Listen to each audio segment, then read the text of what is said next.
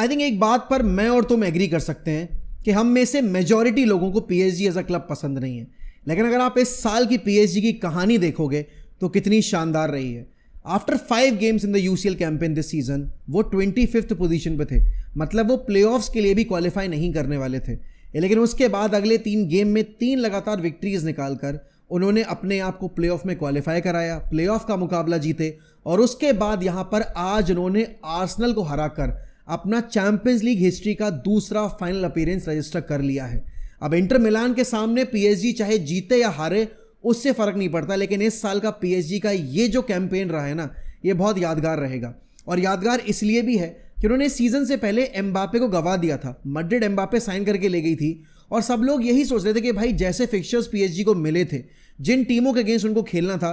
They have got no chance to even qualify into the round of 16। लेकिन सोचो, जो team यहां पर इनिशियल फेज में बाहर होती दिख रही थी, आज वो आर्सेनल को हराकर चैंपियंस लीग के फाइनल में पहुंच गई है। वही आर्सेनल जिसने यहां पर रियल मैड्रिड को लिटरली बुली किया था होम और अवे टर्फ पे।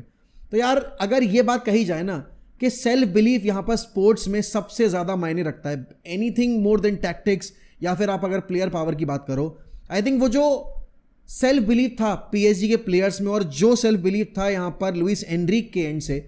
उसी चीज ने यहां पर पीएसजी को आज ये मुकाम पे लाके खड़ा किया है। अब फाइनल की स्टेज सेट है। इंटर मिलान की स्टोरी अपने आप में बहुत कमेंडेबल होगी कि इतने साल यहां पर चैंपियंस लीग से दूर रहने के बाद 3 सालों में दूसरा फाइनल है। पिछली बार मैन सिटी के अगेंस्ट वो नहीं कर पाए थे वो काम, लेकिन इस साल शायद पीएसजी के अगेंस्ट कर लें। और एक तरफ पीएसजी की कहानी है जो इतनी इंस्पायरिंग है कि यहां पर उनको एक चीज़ के लिए हमेशा ट्रोल किया गया कि वो यहां पर कभी भी यूरोपियन कॉम्पिटिशन में फ्लरिश नहीं कर पाए, जीत नहीं पाए।